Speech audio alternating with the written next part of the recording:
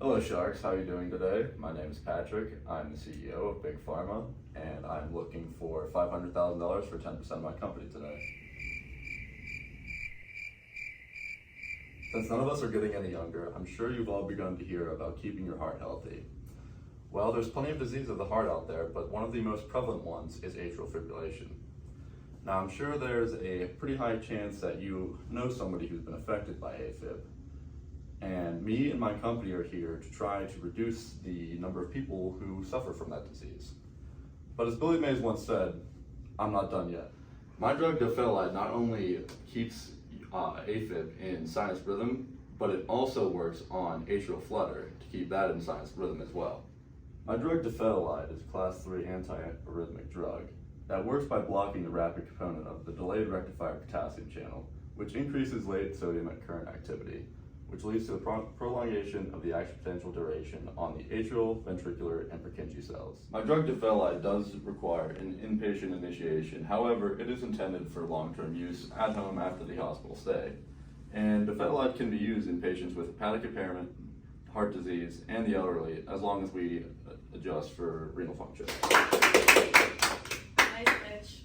Do you have any samples? No.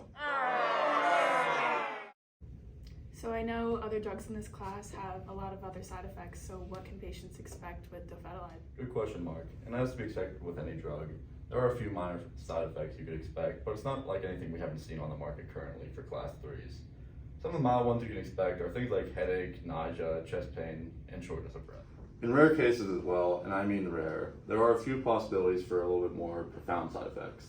Some of these can include an irregular heartbeat, rash with unusual sweating, and dizziness and fainting. Okay, so a lot of side effects and contraindications. Yes, there are a few contraindications to Dofetilide. Some of those include things like having a congenital or acquired long QT syndrome, defined as a QTc above 440 to 500 milliseconds. Another one is that if they have severe renal impairment, defined as calculated creatinine clearance below 20 mils per minute. And also if they are using any commonly used drugs such as verapamil or hydrochlorothiazide. Okay, so because there's a lot of adverse effects and there's a lot of safety concerns, specifically with QT prolongation, I'm not comfortable with investing in a product like that, so for those reasons, I'm out. Okay, Pat. So what formulations are available for Dofetilide? Currently for our drug we only have oral. Okay. And what strengths are there? We have 3 strengths available at the moment, 125, 250, and 500 micrograms respectively. Okay, well before I invest, I do want to know the cost of these capsules. So how much do you sell one capsule for? So for our generics, we sell them up for about $9 each, and for our brand name Tycosin, they go for about $13 each. Alright, well I believe this medication is great, but I'm concerned about why there's only one type of formulation here. Why is that? Well, right now there's several studies out there about the safety and efficacy of intravenous Dofetilide. However, right now it's not available in the US. This is because Dofetilide is truly intended for long-term outpatient treatment of atrial fibrillation and atrial flutter. And taking an IV drug intended for outpatient use long-term is just frankly not realistic for the market. Additionally, intravenous Dofetilide has concern for higher risk of QT prolongation, so we want to make sure we keep our patients safe. Okay, so I know that you've gone over the basic indications for this drug, but are there any other uses for Dofetilide? So currently there is a bit of speculation that Dofetilide can be used for suppression of ventricular arrhythmias outside of the US, but currently there's not enough studies to support this. Alright, Pat. Well, I like your product. I think it's important to invest in a medication that will help save lives. So here's what I'm going to do. I'm going to offer you a royalty deal. I will give you the $500K that you're asking for, but for every one capsule you use, regardless if it's generic or brand name, I want $5 until I get my money back. However, once you pay me back the $500K, I will drop my royalty to $3 per capsule used. Okay, so if you don't mind me clarifying, you are offering the original $500K requested. However, we only sell the Dofetilide right now in my company, so you'd be asking for about 50% stake in my company until you get your full return on investment, and then you just decrease it to over 28% indefinitely compared to my original 10% offer. Is that correct? It is, but that's only, the 50% is only until you pay me back. Okay. Do you mind if I consult some of the other sharks? Yeah, sure. Okay, with that, I'm gonna throw myself into the ring. Are there any trials backing up your claims of the safety and efficacy of Dofetilide? Yes, indeed, we do have a couple of trials proving the efficacy of Dofetilide. Specifically, the Diamond trials looked at Dofetilide's use in atrial and ventricular arrhythmias. It was the whole reason the FDA approved the medication for public use, actually. Additionally, there's a Sapphire D trial that occurred in 2000. This again evaluated the efficacy of Dofetilide in converting atrial fibrillation to sinus rhythm. Both trials concluded that Dofetilide was effective in patients with atrial fibrillation. Okay, it sounds like those trials do back up your claim. Are there any trials that compare Dofetilide with other antiarrhythmic medications? Yes, specifically there are the Emerald trials from 1998. They compared 125, 250, and 500 microgram twice a day doses of Dofetilide with sotalol at the dose of 80 micrograms twice a day, as well as placebo.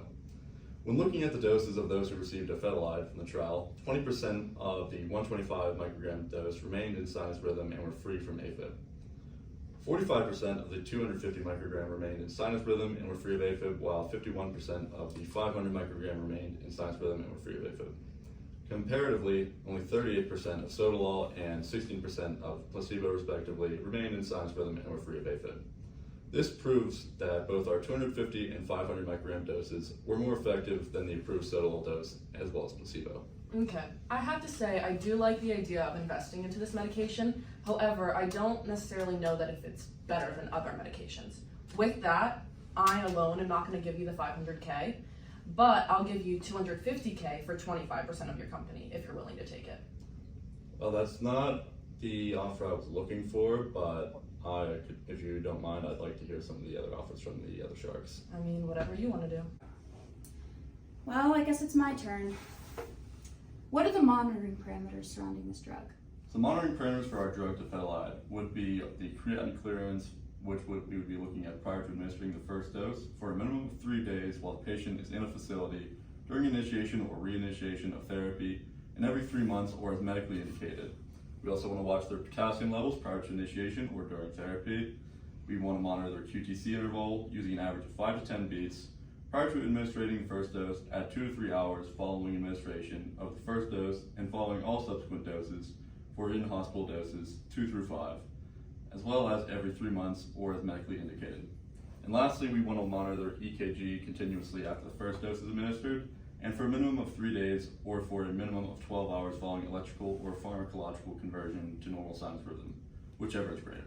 Okay, so those monitoring parameters sound complex. Why are all of those parameters important? So that's a good question. For the creatinine clearance, it's important because we need to know the renal function in order to give the most appropriate dose.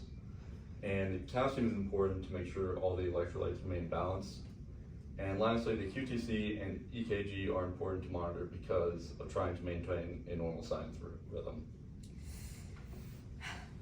Due to the extensive monitoring parameters and making the experience slightly inconvenient for the patient, I am willing to present you an offer because I like your idea.